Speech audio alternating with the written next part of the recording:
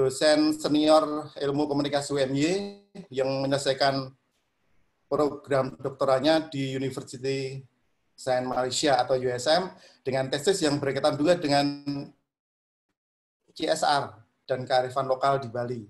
Kemudian beliau, Dr. Yeni Rosilawati ini juga sudah melintang berkaitan dengan CSR, antara lain studi kasus tentang program CSR Aqua Danon dan kearifan lokal masyarakat Jawa di Klaten, Jawa Tengah. Terus juga studi kasus program CSR Aqua Bali terkait pelestarian sungai. Kemudian juga termasuk program CSR perusahaan rokok di Indonesia. Dan saat ini sedang menyelesaikan buku tentang CSR Islam bersama Dr. Revani Bustami dari USM. Oke, Bu Yeni memang sudah expert di CSR ya. Mungkin layak juga disebut Ibu CSR gitu ya. Atau itu juga sebenarnya singkatan dari namanya Dr. Yeni Chen Sungguh Rosilawati, kira-kira itu. Oke, Bu Yeni tanpa banyak pengantar langsung Bu Yeni bisa memulai untuk materinya. Dipersilakan Bu Yeni, waktunya sekitar 30 menit. Dipersilakan Bu Yeni.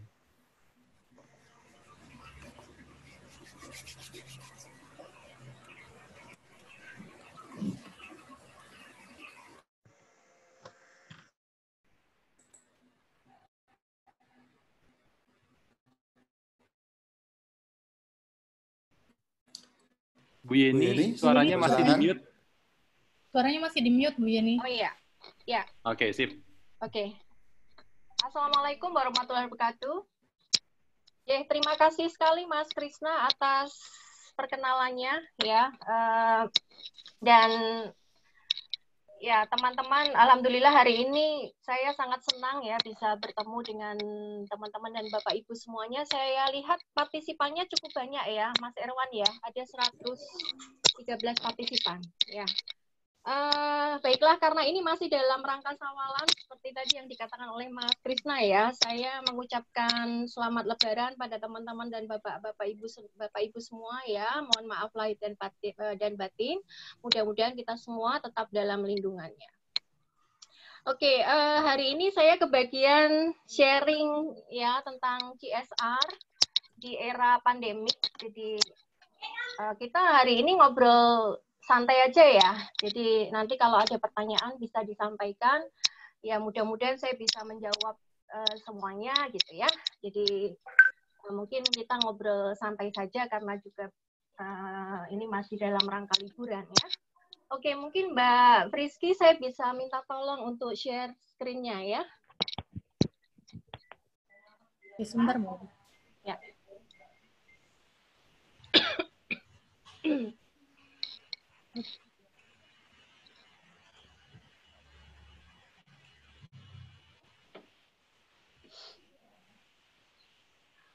Oke. Bisa mendengar ya suara saya ya? Oke. Ya, oke. Judulnya saya modifikasi sedikit ya, Mbak Rizky ya. Jadi bagaimana CSR in the age of COVID-19 outbreaks ya, analysis in Indonesia terutama. Oke, mungkin bisa dilanjutkan next ya. Ya, mungkin saya cerita sedikit tentang sejarah pandemi COVID ini ya. Mungkin teman-teman juga sudah banyak membaca. Jadi wabah ini pertama kali diketemukan di Wuhan ya. Pada tanggal 31 Desember 2019. Jadi waktu itu Cina melaporkan WHO kalau ada ya semacam pneumonia, jadi ada radang paru-paru yang diderita oleh salah satu warga di sana. Dan setelah diteliti gitu ya, penyakit atau fenomena tadi ya. Jadi penyakit tadi kan dihubungkan dengan adanya aktivitas yang ada di pasar hewan yang ada di Hubei Province, ada di kota Wuhan. Nah, dari satu penderita ternyata ya seperti kita ketahui kemudian menyebar ke seluruh Cina waktu itu, kemudian juga sekarang ini sudah menyebar ke seluruh dunia. Ya, next Mbak Friski ya. Nah, pada saat itu namanya belum COVID ya. Jadi COVID itu sebetulnya official name dari WHO ya, yang kepanjangannya ada yang tahu nggak? COVID-19. Coronavirus. Jadi COVID-19 itu sebetulnya adalah nama penyakitnya. Kalau nama virusnya sebetulnya kan SARS-CoV-2 ya. Oke, ya sebaran kasusnya sampai di Indonesia hari ini masih cukup banyak ya. Sampai semalam, ini data semalam ya, ada 23.851 dan sekarang ini justru Provinsi DKI, Jatim, dan Jabar itu menjadi terbanyak ya.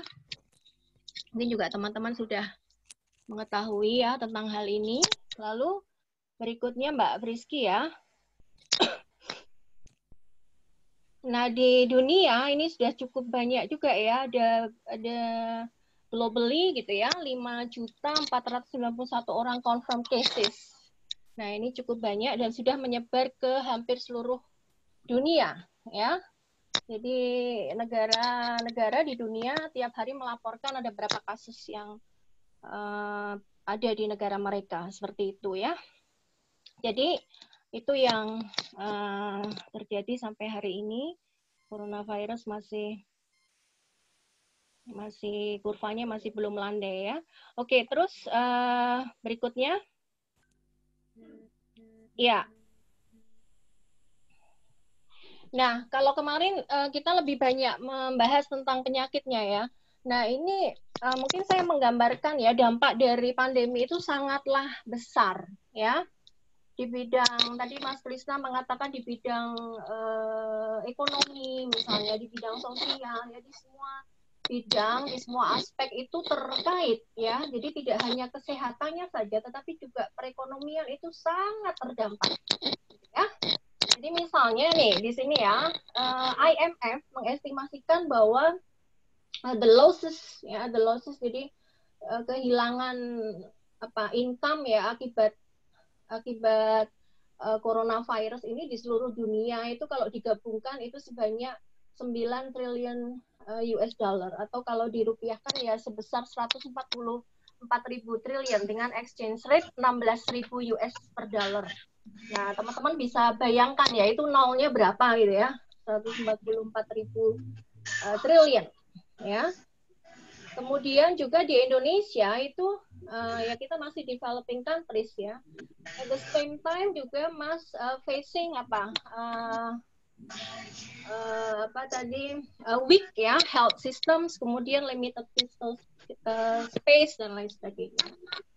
Nah, Bu Sri Mulyani selaku Finance Minister juga sudah warning ya ada beberapa akibat ya convey the 8 main impact. Jadi impactnya ini sangat besar sekali ya. Jadi kemarin ketika kita bicara tentang kebijakan pemerintah, kenapa begitu, kenapa begini ya, karena mungkin pemerintah juga menghadapi kondisi yang sangat sulit sekali seperti itu ya. Dan mungkin nggak hanya Indonesia ya, hampir negara-negara di seluruh dunia juga melaporkan hal yang sama. Jadi kita juga menghadapi global economic crisis ya yang disebabkan oleh pandemik ini. Oke, next. Oke, next Mbak Friski ya. Ya, ini contoh bagaimana dampak dari pandemik ini kepada dunia kerja ya. Bagi perusahaan-perusahaan itu sangatlah terasa. Jadi banyak sekali layoff dan furlough ya. Furlough itu adalah cuti tapi tanpa digaji gitu ya. Jadi mereka tidak di PHK tetapi tapi tidak digaji seperti itu. Nah, ini melanda baik di Indonesia maupun negara-negara lain termasuk negara-negara maju seperti Amerika, ya Inggris, Jerman dan lain sebagainya. Jadi ini memang sudah menjadi krisis global seperti itu ya. Mungkin terus Mbak Friski ya. Ya, ini contoh-contoh ya, labor, juga angka kemiskinan. Pandemik ini membuat orang yang miskin juga menjadi tambah miskin ya. Jadi angka kemiskinan itu juga diperkirakan meningkat hingga 12%. Ya, di Indonesia itu ada 9%. Nah, sekarang dengan adanya pandemik ini juga diperkirakan prosentasenya juga jadi nambah gitu. Nah, ini dampak-dampak dari COVID-19 yang sangat-sangat luar biasa dan memukul ya hampir semua sektor. Jadi tidak hanya masalah kesehatannya saja, tapi juga perekonomian dan semua aspek ya. Jadi seperti itu ya, supaya teman-teman juga mengetahui. Jadi dampaknya seperti ini. Nah, oke, next ya. Nah, ini layoff juga di UK, tapi mungkin di UK keadaannya lebih baik ya, karena pemerintahnya masih bisa memberikan subsidi bagi yang di layoff maupun di furlough ya. Tapi tidak semua negara bisa seperti ini. Ya, oke. Berikutnya. Ya, ini UK juga. Ya. Oke. Dia pakai nama kampung. Oke. Yang berikutnya, Mbak. Nah, oke, bagaimana pandemik ini dilihat sebagai isu CSR gitu ya. Nanti kita akan membahas itu. Tapi kita sekarang akan membahas konsepnya terlebih dahulu ya. Nah, CSR ini has become a public discourse. Jadi dia menjadi wacana publik ya di pertengahan abad 20 ketika ada banyak krisis yang terjadi di perusahaan. Misalnya ada kebocoran gas di Union Carbide di Bhopal tahun 1984 ya, mungkin ya teman-teman yang belum lahir pada saat itu ya. Kemudian ada the oil spill, jadi tumpahan minyak yang dilakukan oleh British Petroleum pada tahun 2010. Kemudian juga ada skandal corporate ya, Enron. Itu semuanya adalah ya kita melihat publik melihat ada some ethical behavior ya yang dilakukan oleh beberapa perusahaan, sehingga kemudian muncullah wacana untuk bahwa perusahaan itu harus punya tanggung jawab sosial dong gitu ya, nggak cuma ngambil profit aja, mencari keuntungan dan lain sebagainya, tapi dia juga harus punya tanggung jawab kepada stakeholder, pada masyarakat, seperti itu ya. Nah, ada banyak sekali definisi tentang CSR. Jadi kalau saya kumpulkan ada 300 lebih definisi. Saya hanya memilih beberapa di antaranya yang relevan untuk kajian ini ya.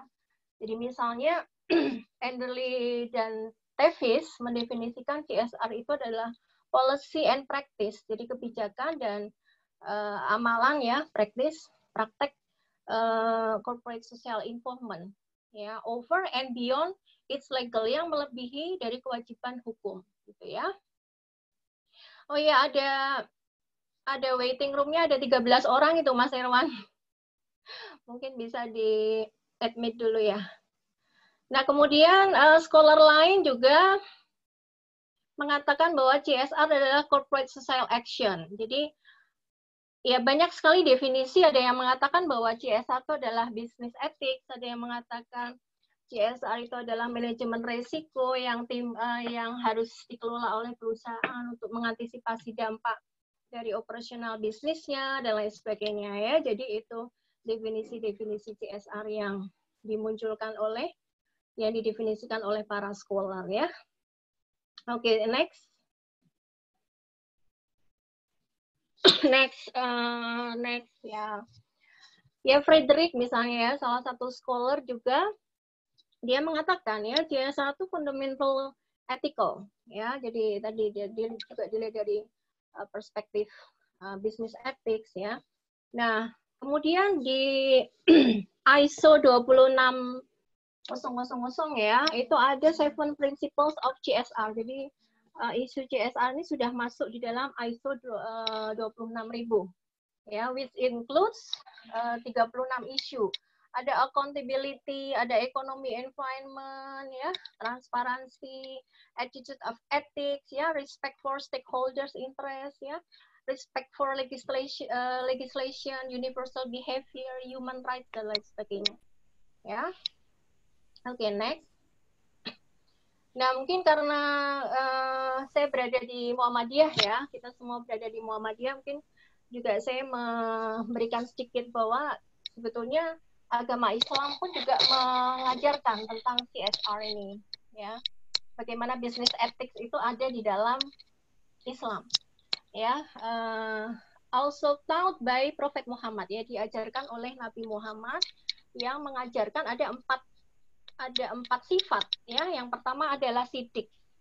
Ada yang tahu sidik artinya apa? Sidik itu artinya benar, ya. Jadi bukan hanya perkataan yang benar, tapi juga perbuatan yang benar, ya. Jadi kita harus jujur kepada diri kita, harus jujur kepada orang lain, ya. Juga harus jujur kepada Allah, seperti itu, ya. Kemudian juga ada tablik, ya. Tablik itu adalah menyampaikan dalam konteks ini adalah misalnya ada nilai-nilai leadership, ya, managerial skill, ability to communicate, seperti itu, ya. Kemudian ada amanah. Nah, amanah itu apa? Amanah itu dapat dipercaya, ya. Jika kita diberikan satu urusan untuk diserahkan kepada kita, ya urusan itu harus kita lakukan sebaik-baiknya, gitu, ya. Kemudian fatonah itu ya wisdom, bijak, seperti itu, ya, cerdas, ya. Jadi orang yang melakukan bisnis juga dia harus wise, ya, harus bijak, ya.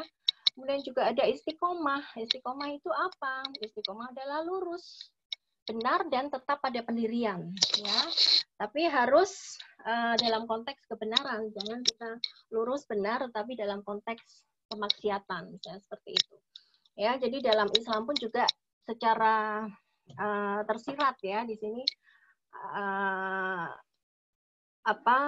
nilai-nilai CSR pun juga sudah diajarkan, ya, juga oleh Nabi Muhammad, ya, seperti itu. Oke, berikutnya, ya. Nah, berikutnya Mbak Rizky, ya.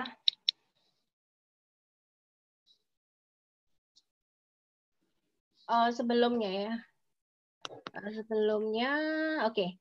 Nah, konsep CSR sendiri sekarang dipengaruhi, ya, oleh sustainable development atau pembangunan berkelanjutan, ya.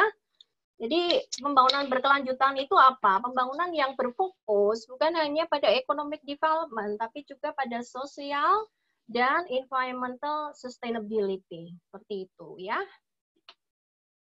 Nah,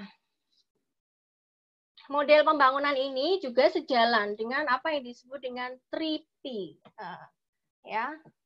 Mungkin teman-teman tahu adanya 3P, ya. Mungkin next Mbak Rizky, ya. Model pembangunan yang dikatakan atau yang disampaikan oleh Elkington pada tahun 97, ya. 3P itu adalah P yang pertama adalah profit, ya. Teman-teman di situ bisa melihat ada profit di situ, ya. Kemudian P yang kedua adalah people, kemudian P yang ketiga adalah planet. Jadi intinya bahwa perusahaan atau organisasi itu boleh membuat atau mengambil keuntungan, tapi juga harus ingat bahwa di situ tidak hanya mengambil keuntungan saja, tetapi juga harus memperhatikan people, ya, dan harus memperhatikan lingkungan, dalam hal ini planet. Jadi ada keseimbangan atau ada harmonisasi di sini, ya. Jadi boleh kita ngambil keuntungan, tapi juga harus ingat, ya, di situ kita harus juga melihat pada lingkungan dan juga harus melihat pada unsur people, ya. Oke. Next Mbak Frisky, ya. Ya, sustainable development itu sekarang, ya, ada platform, ya, tentang sustainable development yang disebut dengan Sustainable Development Goals atau disingkat dengan SDG. SDG ini adalah komitmen negara-negara di seluruh dunia yang bergabung di United Nations. Ya. Nah, ada 17 agenda yang ada di SDG dan ada 162. Ada 17 fokus yang diderivasikan menjadi 162 agenda. Ya, salah satunya ya mungkin di situ ada say no to poverty, ya. Ada macam-macam, ada 17 ya. Saya tidak hafal satu persatu, tapi salah satunya adalah say no to poverty dan lain sebagainya, ya. Nah, yang perlu diperhatikan adalah agenda SDG ini bukan hanya agendanya pemerintah, ya. Jadi pihak swasta pun juga dilibatkan dalam mencapai tujuan dari Sustainable Development Goals ini. Jadi bukan juga hanya agenda pemerintah saja, ya. Oke, berikutnya ya. Ya, mungkin biar teman-teman kenal bahwa CSR itu tidak hanya eksternal CSR, ya, tapi juga ada internal CSR. Internal CSR itu ya upaya-upaya yang dilakukan untuk internal stakeholders, misalnya dengan karyawan. Di situ misalnya ada employee training, ya, kemudian ada continuing education program, ya, ada safe working environment, ya, ada daycare program, ethical labor practices dan lain sebagainya. Sedangkan eksternal CSR ini ada banyak, ya. Misalnya ada community development, ya, ada volunteerism initiative, ya, environmental sustainability program dan lain sebagainya. Ya, ada filantropik, ya, aksi-aksi kedermawanan itu termasuk juga dalam CSR. Oke? Oke, next. Oke. Nah, terus bagaimana pandemik ini dilihat dari perspektif CSR, ya. Pandemik ini menjadi salah satu isu CSR yang krusial juga, ya. Kenapa? Ya, dari krisis ini kita jadi belajar banyak, ya. Bisnis itu juga belajar banyak. Kalau kemarin Bu Indah itu mengatakan bahwa kita harus merefleksi apa yang sudah kita lakukan selama ini, gitu, ya. Nah, sama dengan bisnis. Bisnis ini dengan adanya krisis pandemik ini jadi ada wake up call, gitu, ya. Ada, wah, saya harus melakukan sesuatu, gitu kan. Ya, mereka harus mengkaji ulang, ya, peran mereka di dalam masyarakat selama ini seperti apa, hubungan mereka dengan stakeholders itu selama ini juga bagaimana, ya, memperlakukan karyawannya sendiri bagaimana, dan bisnisnya sendiri itu bagaimana, gitu kan. Apakah selama ini sudah dilakukan dengan cara yang efektif atau masih ada hal-hal yang perlu diperhatikan, ya. Jadi ya seperti halnya kita, ya, dengan adanya krisis ini juga kita belajar, ya, yang tadinya mungkin nggak pernah cuci tangan, gitu, ya, kita jadi rajin jadi cuci tangan. Kemudian juga yang tadinya sering jajan di luar, sekarang juga kita jadi berpikir untuk nggak lagi jajan di luar, seperti itu. Nah, sama dengan organisasi sekarang ini, perusahaan sekarang ini juga mereka meredefine kembali bisnisnya, ya, dan juga melihat bagaimana apa yang sudah dilakukan selama ini kepada stakeholder-nya dan sebagainya. Nah, ini adalah contoh-contoh saja, ya, mungkin ada banyak inisiatif yang bisa dilakukan, ya. Tapi ini sebagai satu contoh aja. Misalnya attract more diverse workforce, particularly among people living with disability. Jadi kita membuka kesempatan kerja bukan hanya pada orang-orang yang ya kita anggap, kita juga artinya kita bisa membuka lapangan kerja kepada orang-orang yang kita anggap vulnerable, ya, rentan, ya, terhadap krisis, seperti misalnya disabilities atau orang-orang yang lanjut usia misalnya, ya. Nah, kemudian juga ya mengurangi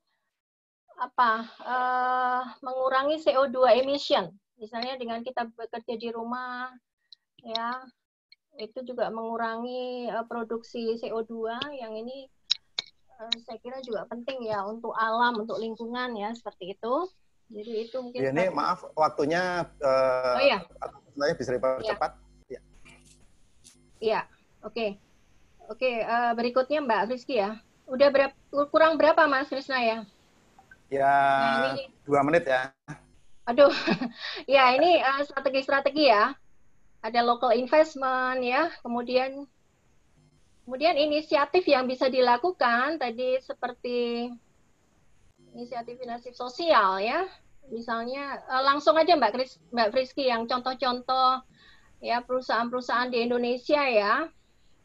Ini saya ambil saja beberapa contoh misalnya dari Wardah ya.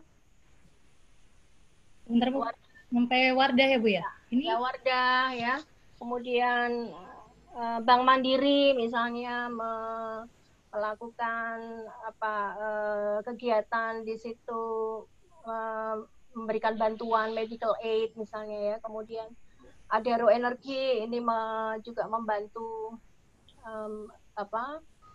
membantu melalui CSR-nya. Ini hanya mewakili, ini saya gunakan yang mewakili beberapa industri saja ya, nggak bisa semua ya. Misalnya di sini ada Telkomsel ya sebagai mewakili perusahaan telekomunikasi seperti itu, ya. Oke. Kemudian di sini juga ada Ruang Guru, dia memfasilitasi online teaching dan lain sebagainya ya. Oke. Jadi itu contoh-contoh inisiasi-inisiasi yang dilakukan oleh perusahaan-perusahaan di Indonesia ya. Nah, jadi kesimpulannya ya, CSR activities itu bisa dilakukan dengan banyak cara. Yang pertama tadi internal CSR, ya. Yang kedua adalah kita bisa memberikan bantuan, baik itu makanan, minuman, ya, kepada medical staff and volunteers, ya. Ada internet access yang bisa diberikan, ya. Lalu di situ ada yang conclusion tadi Mbak Rizky ya. Ya, ada beragam cara yang bisa dilakukan untuk CSR. Ya, internet access, kemudian free education through online classes, juga bisa membantu financially vulnerable communities. Jadi ada banyak hal yang bisa dilakukan oleh perusahaan untuk membantu pemerintah dan masyarakat yang terkena krisis coronavirus ini. Oke, Mas Krisna, itu mungkin dari saya. Ya, baik. Terima Ya. kasih Bu Yeni. Ya. Paparannya sangat menarik katanya dengan program CSR yang katanya dengan pandemi COVID-19 di Indonesia. Tadi memang dampaknya luar biasa ya. Dari orang kehilangan banyak pekerjaan, bahkan 1,5 juta orang di PHK, kemudian perusahaan banyak yang collapse juga, baik perusahaan nasional dan juga multinasional. Nah, jadi kontradiksi ketika di satu sisi kemudian perusahaan punya tanggung jawab sosial, punya tanggung jawab moral kepada masyarakat dan lingkungan di sekitarnya, tapi kemudian juga kaitannya dengan perusahaan itu sendiri, mereka punya kendala di sisi internal. Nah, nanti semoga jadi bahan diskusi yang menarik ya. Silahkan, dan saya ingatkan kembali untuk audien bahwa Anda yang ingin berinteraksi, silahkan bisa tulis dulu di kolom komentar ya, sehingga nanti bisa runtut dan tidak tabrakan satu dengan yang lain. Kemudian yang lainnya mohon di mute dulu mikrofonnya. Oke, saya langsung ke yang ingin bertanya langsung ini. Dari ini dulu Mbak Rizka ya. Mbak Rizka mau langsung atau lewat chatnya ini? Mbak Rizka bisa? kayaknya nggak bisa unmute Mas, harus kita unmute Ya. sendiri. Ya, dari Mbak Rizka ini, Mbak Rizka Soleha, bagaimana kira-kira perusahaan tetap melaksanakan CSR yang sudah direncanakan sebelumnya? Sementara income perusahaan terus menurun di masa pandemi. Ya, tadi katanya ada semacam kontradiksi ya, ketika ada tanggung jawab sosial perusahaan, tapi di sisi lain juga perusahaan punya permasalahan sendiri. Bagaimana Bu Yeni kira-kira? Iya, kembali tadi ya, sebetulnya ada CSR yang bisa kita lakukan secara internal dan juga bisa kita lakukan secara eksternal. Nah, semuanya ya akan kembali kepada perusahaan ya. Kalau sekarang ini memang kondisi perusahaan sedang krisis, saya kira mereka bisa reconsider kembali tentang program-program yang sudah dilakukan atau apakah akan dilakukan seperti itu ya. Jadi saya kira juga mereka harus melakukan riset ya, kemungkinan-kemungkinan yang akan terjadi itu seperti apa, kemudian juga tentunya juga akan disesuaikan dengan dananya ya. Kalau dulu mungkin dananya ada, sekarang jadi menyusut. Jadi saya pikir kita juga tidak, perusahaan juga tidak perlu harus memaksa diri harus program-program yang huge seperti itu ya, tetapi juga justru bisa dialihkan program-program itu kepada karyawan yang sebetulnya sangat memerlukan bantuan atau memerlukan perhatian di saat krisis seperti ini, Mas Krisna. Ya. Ya. Oke. Kemudian juga tadi Ardiman, siapa Ardiman atau yang menanyakan juga tentang kebijakan pemerintah kaitannya dengan penanganan COVID-19 ini. Iya, jadi dimana perlu putting prioritasnya juga harus dilihat kembali apakah hal ini sangat penting harus dilakukan atau bisa di pending, atau juga kita bisa mengalihkan justru dana-dana yang sekarang ini ada Bu, itu untuk keperluan yang lebih urgent, misalnya untuk karyawan tadi. Kan tadi ada internal CSR ya, karyawan itu juga perlu diperhatikan loh sekarang kesehatannya kan. Nah, seperti itu. Baik, saya ke penanya berikutnya ini masih tertulis. Setelah ini nanti kita coba yang pengen langsung ya. Ini dari Iwas Guntara, Mas Iwas Guntara ya. Assalamualaikum warahmatullahi wabarakatuh. Iwas Guntara, mikrofonnya kebetulan error, jadi ditulis. Langkah-langkah apa saja yang harus dilakukan oleh tim CSR ini, Bu Mas, atau nggak dengar ya, Mas, bisa menjalankan program. Oke. Dari Mas Iwas ini ya, bisa dengar Bu Yeni? Jadi iya, saya nggak bisa dengar apa yang dikatakan Mas Krisna. Oke, langkah-langkah apa saja yang harus dilakukan oleh tim CSR ketika perusahaan kemudian menjalankan program CSR? Kalau kemudian suatu saat nanti Indonesia menerapkan new normal, gimana Ibu? Putus-putus ya. Ya. Mbak Friski bisa dibantu Mbak Friski. Yang ini, kalau kemudian ini Bu, pada saat new normal nanti, kira-kira bagaimana langkah-langkah yang harus dilakukan perusahaan ketika kemudian akan melakukan program CSR? Untuk persiapan new normal ya? Ya, persiapan new normal. Ya, untuk persiapan new normal ini sebetulnya untuk internal stakeholder, ya, karyawan, ya, keluarga karyawan misalnya, itu juga perlu diedukasi tentang bagaimana mempersiapkan diri memasuki new normal. Tadi sebetulnya ada slide ya, salah satu contoh bagaimana perusahaan itu akan menerapkan new normal di perusahaannya. Nah, kadang kita itu kan nggak dikomunikasikan bagaimana kita harus bagaimana apa yang harus kita lakukan ya pada saat kita akan mempersiapkan diri memasuki new normal.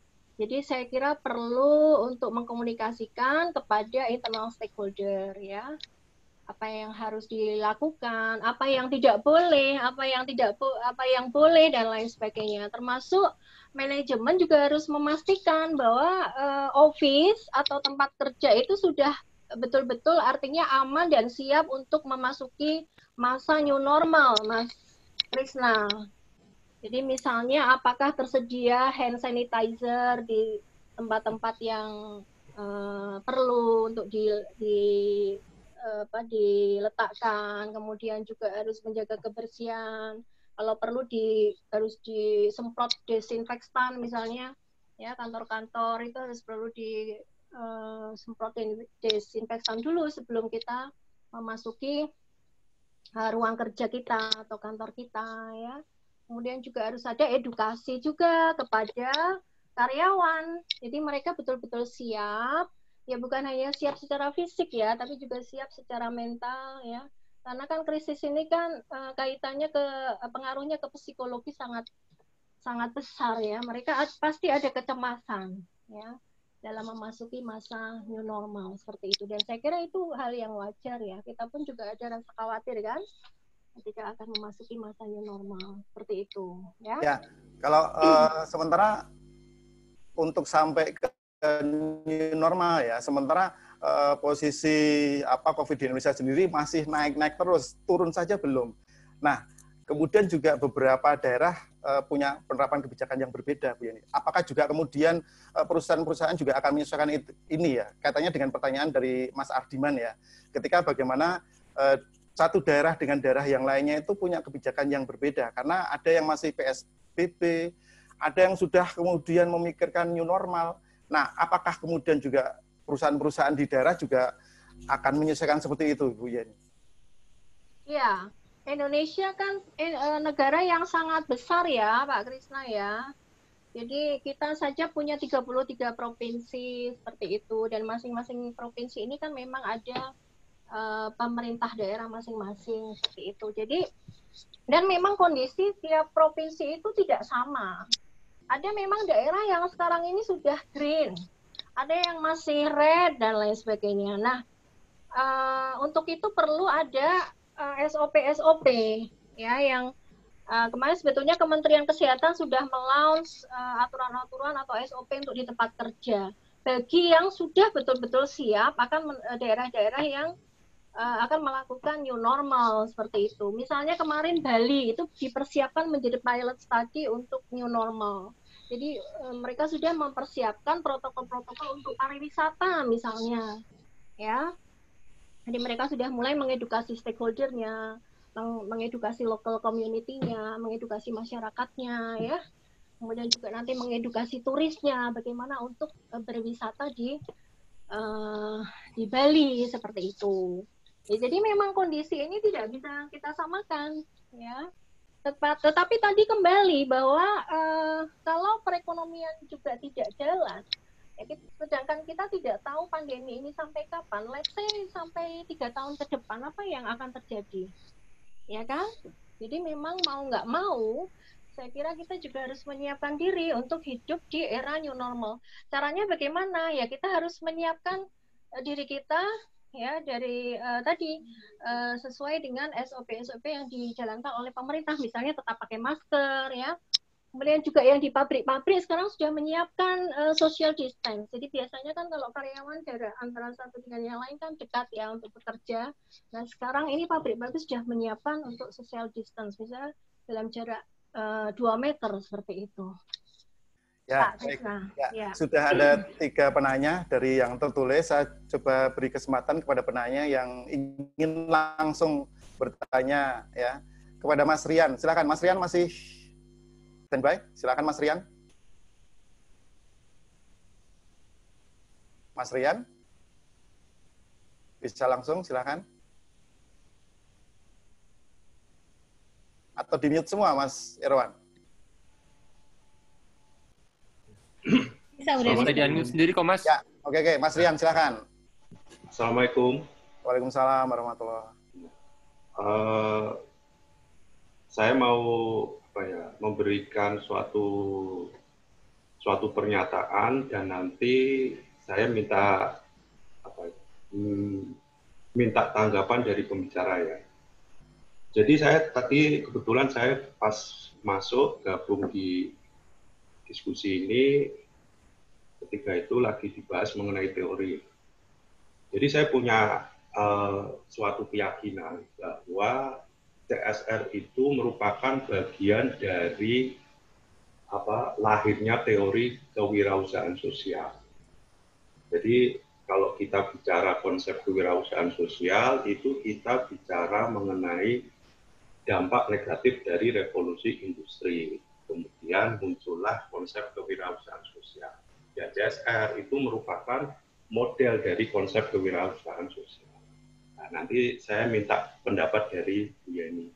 Kemudian yang kedua, jadi kita butuh kegiatan ekonomi untuk membungkus program sosial di dalam meminimalisir dampak dari COVID-19 ini ya. Nah, kenapa seperti itu? Karena kalau kita bicara solidaritas sosial itu emang ciri dari negara kita. Jadi kalau kita lihat dari indeks beri dunia, kita itu nomor 1.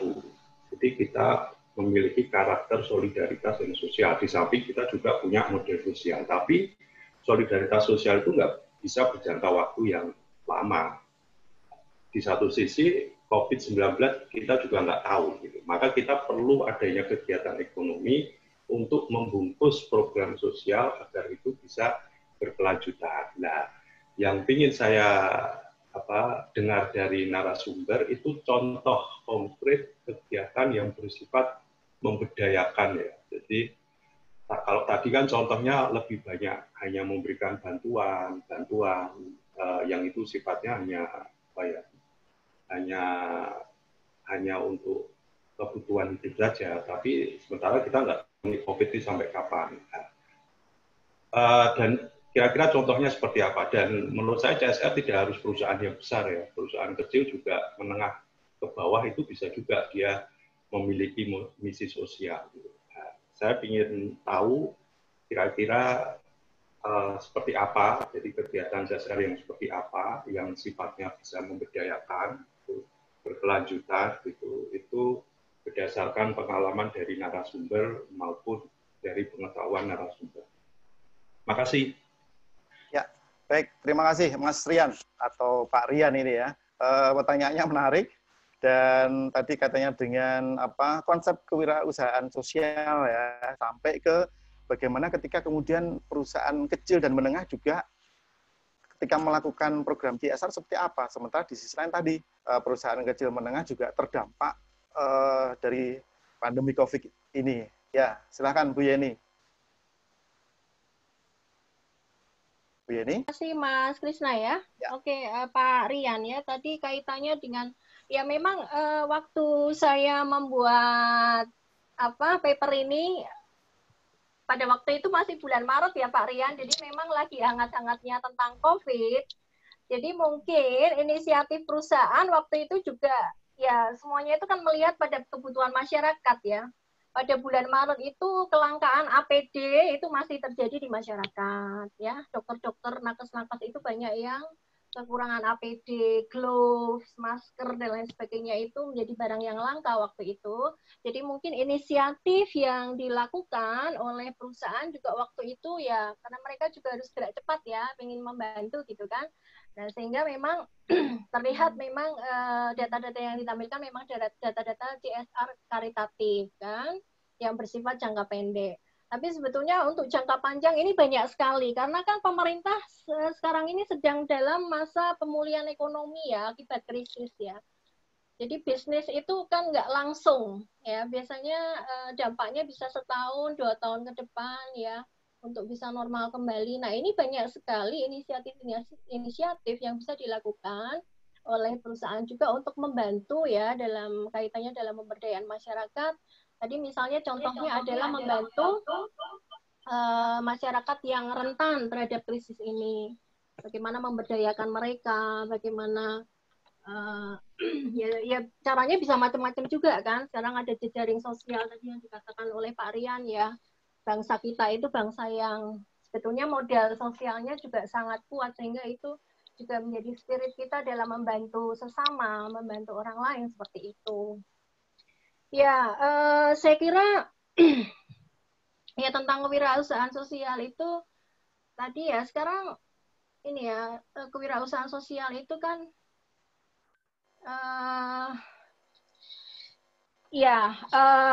satu praktek bisnis yang tidak hanya berfokus pada bagaimana mencari profit ya, mencari keuntungan semata, tapi bagaimana sebagian dari profit itu bisa digunakan untuk kesejahteraan sosial atau melakukan pemberdayaan masyarakat ya. Jadi ada unsur sosial ada unsur sosial di situ. Nah sekarang saya lihat juga banyak ya seperti yang dilakukan oleh Bill Gates, sebetulnya dia sudah mulai kepada kewirausahaan sosial. Kemudian juga Danone, ya grup Danone itu sudah mulai dia membuat satu model bisnis yang berbasis pada wirausaha sosial. Jadi keuntungan dari Danone itu diperuntukkan untuk negara untuk memberdayakan masyarakat, terutama di negara-negara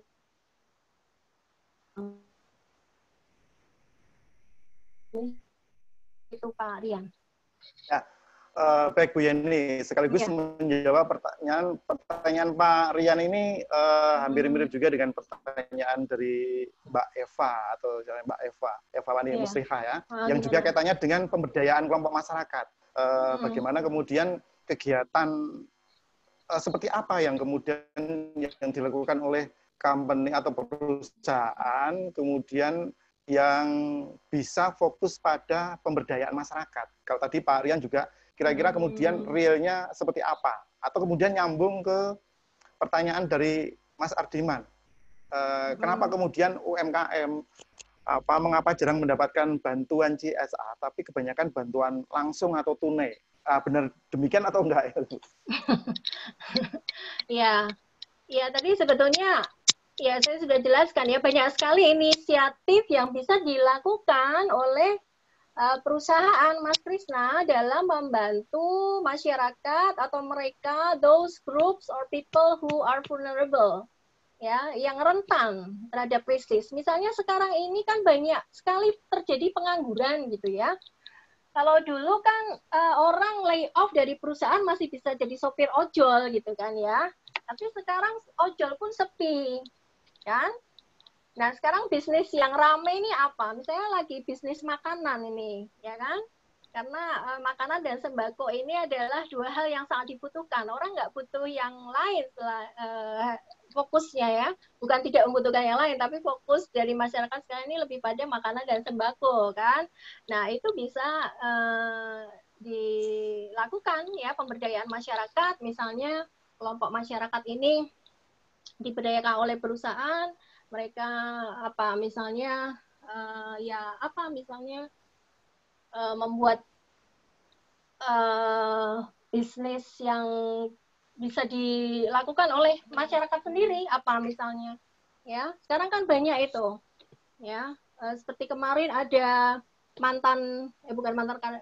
ada karyawan-karyawan hotel yang di layoff kan ya, mereka berinisiatif untuk membuat bisnis ya, catering makanan dari rumah ya, yang bisa dikirimkan jadi home delivery. Nah, itu saya kira kan akan sangat membantu sekali. Meskipun itu bukan program CSR ya, tapi saya kira model seperti ini juga bisa digunakan untuk program CSR juga. Jadi perusahaan bisa memodali mereka untuk bikin bisnis misalnya seperti itu. Ya, itu salah satu contoh. Ya, kemudian yang UKM tadi gimana Mas Krisna?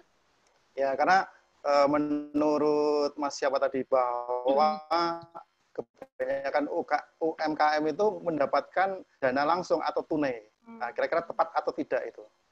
Pada saat krisis atau? Ya, pada saat tidak menyebutkan sih ini ya. Ya, mungkin karena pada saat itu memang karena mereka langsung terdampak ya. Jadi ya mungkin bantuan tunai pada saat itu yang paling tepat. Tapi untuk jangka panjang saya kira perlu ada program juga untuk UMKM. Untuk stimulus supaya mereka tetap bisa bertahan seperti itu. Itu yang dilakukan oleh Bank Mandiri tadi kan juga sebetulnya itu ya. Ya, beberapa perusahaan nasional multinasional juga sepertinya beberapa punya program seperti misalnya bagaimana berjualan di masa pandemi, kemudian untuk marketing. Ya, membantu marketingnya, ya kan? Ya, sekarang sebetulnya kita dimudahkan karena sudah ada digital teknologi kan. Ya toh, pengiriman barang dan lain sebagainya itu sebetulnya sudah jauh lebih mudah daripada 2 atau 3 dekade yang lalu gitu. Nah, kita manfaatkan lah ya teknologi itu gitu ya. Ya, ada pertanyaan juga yang mirip dengan Mas Rian tadi, kaitannya dengan perusahaan kecil, kemudian perusahaan menengah, kemudian juga, nah ini katanya dengan pertanyaan dari Mas Ahmad Ihsan, ya.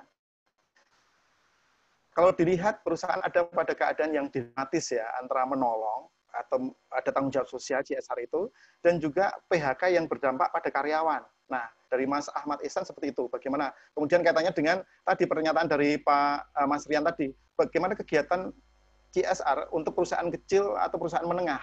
Nah, kira-kira bagaimana Ibu?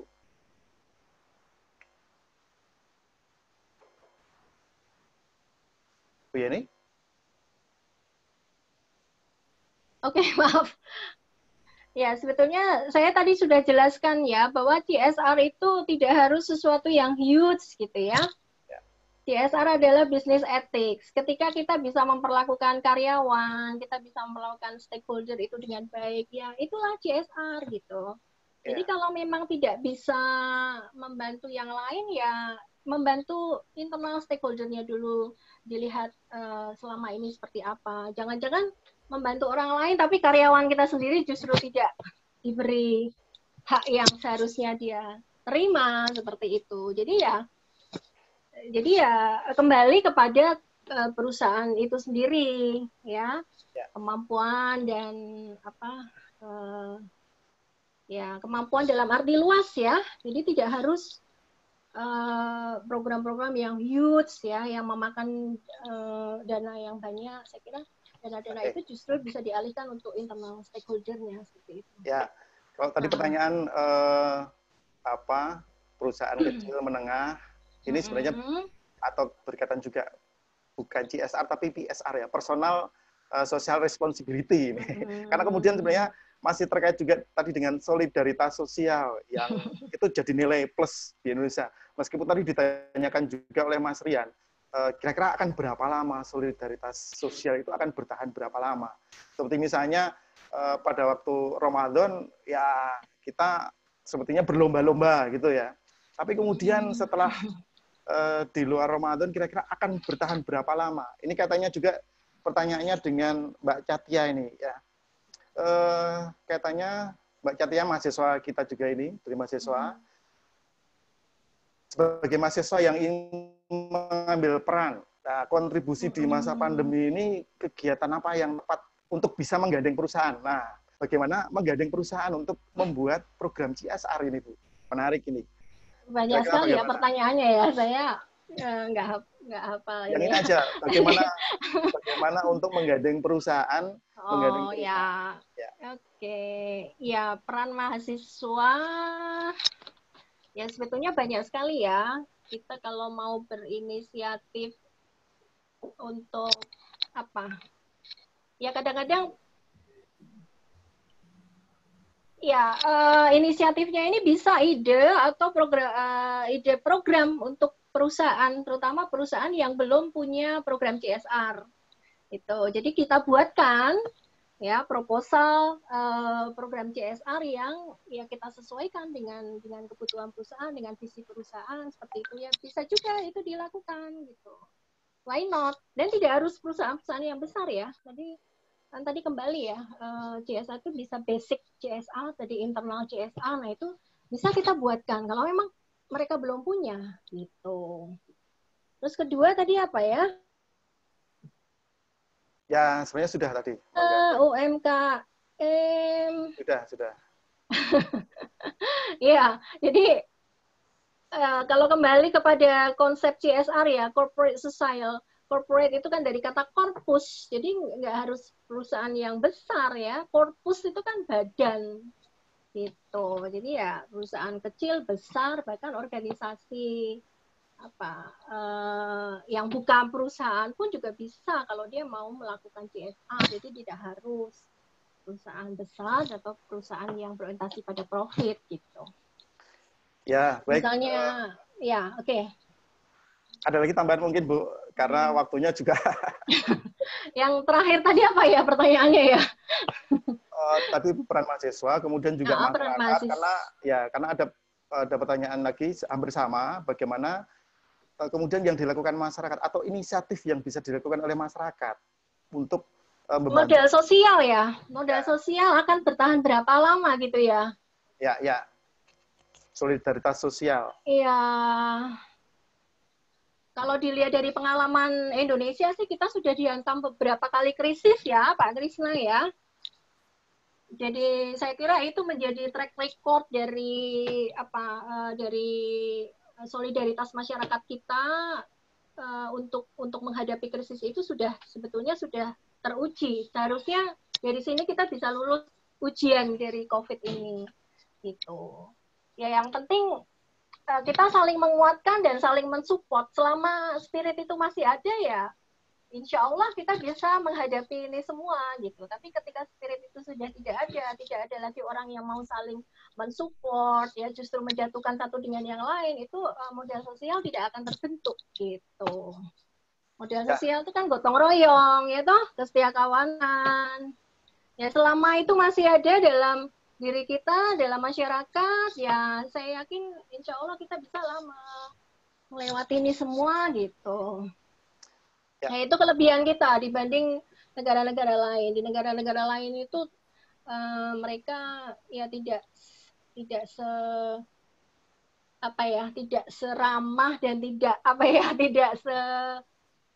bukan seramah ya, tapi mungkin juga gotong royongannya itu beda dengan kita gitu. Jadi kita harus bangga nih dengan Indonesia gitu. Baik Bu Yeni, sebenarnya diskusi yang menarik. Sebenarnya masih ada susulan-susulan pertanyaan ya, ini. Ya nggak apa-apa, masih 16-15 kan? Oke. Kuat ini ya? Iya. Ada pernyataan dari Mbak Eva. Apa yang belum? Mahasiswa bisa berperan menggandeng perusahaan untuk melakukan sosialisasi kepada masyarakat terkait persiapan memasuki era new normal ini ya, yang nanti akan menghasilkan kader-kader masyarakat. Jadi inisiatif itu juga. Betul, sangat harus. Itu justru mahasiswa saya harapkan menjadi agent of change. Ya, agen-agen perubahan. Jadi mengedukasi sekeliling kita, masyarakat, supaya bagaimana dia menghadapi new normal itu, bagaimana kita produktif tapi kita tetap aman gitu kan. Ya. Seperti atau itu. Sebenarnya begini Bu, bahwa kemudian ada tahapan-tahapan dari program CSR perusahaan itu, mulai dari tahapannya dari internal tadi ya, internal mungkin sudah terselesaikan, kemudian eksternal kemudian melibatkan masyarakat, atau bagaimana Bu? Tahapan ya? Ya, apakah kemudian bertahap semacam itu atau bagaimana? Ya tergantung kemampuan perusahaan, Mas Krisna. Tergantung dari perusahaan itu sendiri. Seperti apa mereka melihat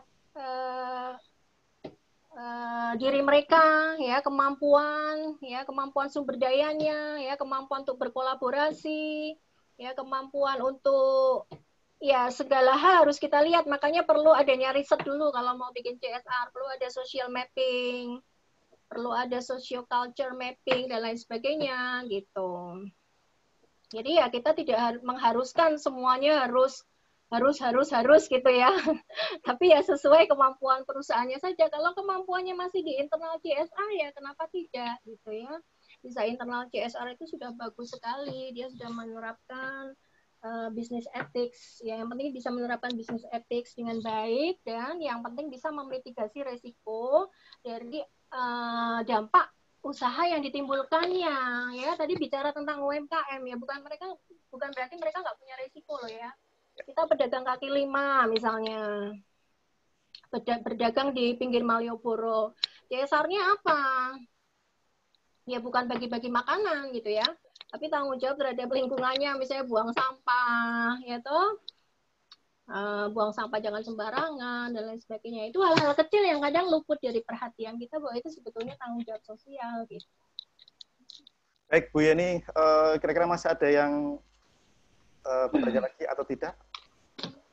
Kalau tidak ada, mungkin bisa kita akhiri ya. Monggo kalau masih ada.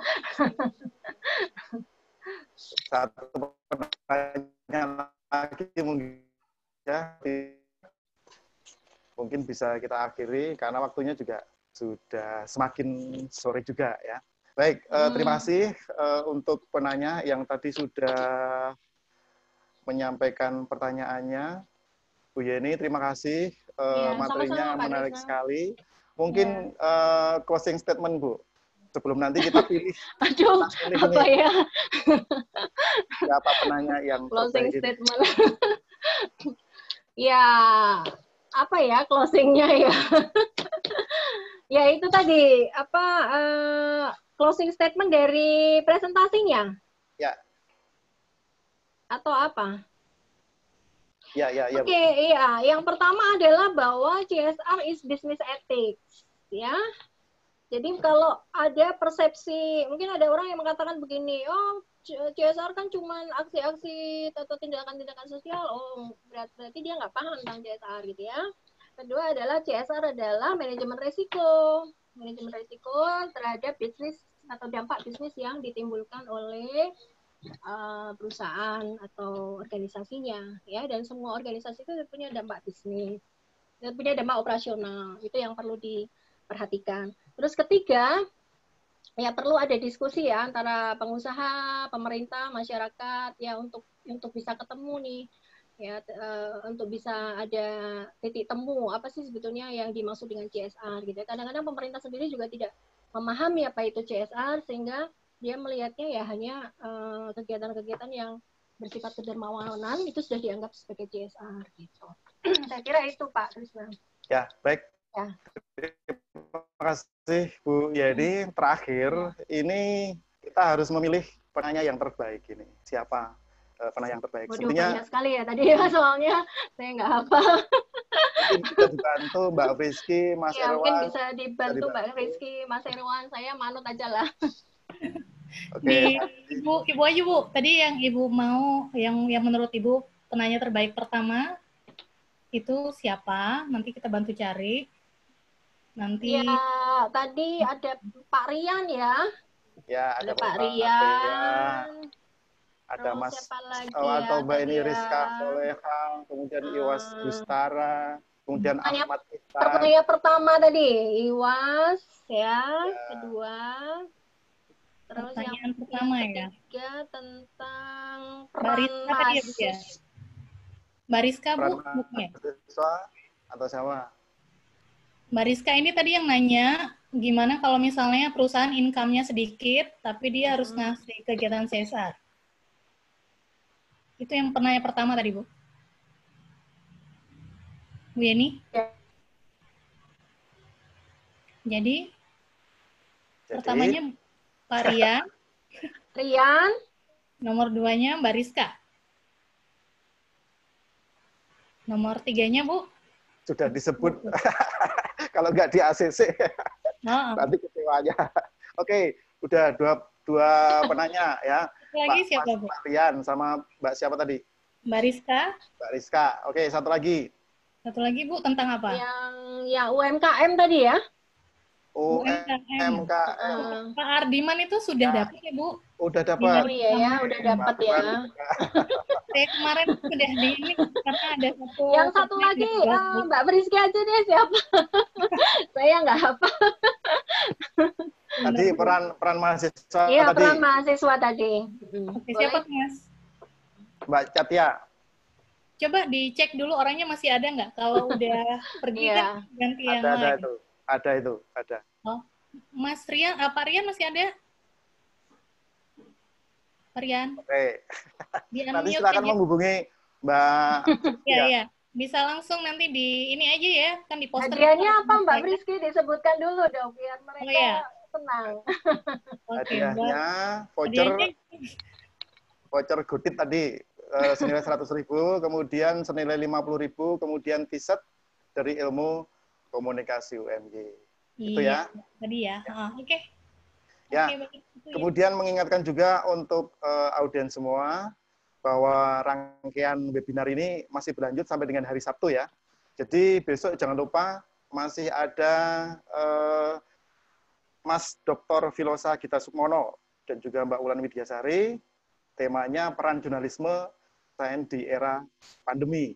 Kemudian hari Sabtu, benar ya, hari Sabtu ada Ibu Dr. Adiyanti Nurjana kemudian ada Mbak Friski Yulianti sebagai moderatornya. Topiknya pola komunikasi pemerintah dalam menghadapi pandemi COVID-19. Oke, diharapkan audien teman-teman semua, kemudian mahasiswa juga masih tetap bergabung hari Jumat dan juga hari Sabtu mulai jam 15:15. Dari saya cukupkan. Terima kasih Bu Yeni, terima kasih teman-teman dosen di ilmu komunikasi, terima kasih teman-teman mahasiswa, dan juga terima kasih audien dari umum sudah hadir, sudah bergabung di webinar untuk kesempatan sore kali ini. Juga yang sudah otak-atik dari tadi, Mbak Friski, Mas Erwan, kemudian Mas Budi, terima kasih banyak. Selamat sore, semoga ada manfaatnya. Assalamualaikum warahmatullahi wabarakatuh. Waalaikumsalam warahmatullahi wabarakatuh. Oke, terima kasih semua ya, teman-teman, Bapak Ibu yang sudah hadir. Semoga bisa bermanfaat ya buat teman-teman dan amin. Ya, salam sehat untuk semuanya. Ya. Terima kasih ya Pak Krisna ya sudah memandu dari awal sampai akhir. Mbak Friski, Mas Erwan juga, Mas Budi, mereka ya. Terima kasih. Ya, Mbak Catia ya. Mbak Catia nanti menghubungi saya ya, Mbak. Oh, Catia nanti menghubungi Mbak Friski ya. Ya. Ya, Mbak Friski. Baik, terima kasih semuanya. Oke, terima kasih.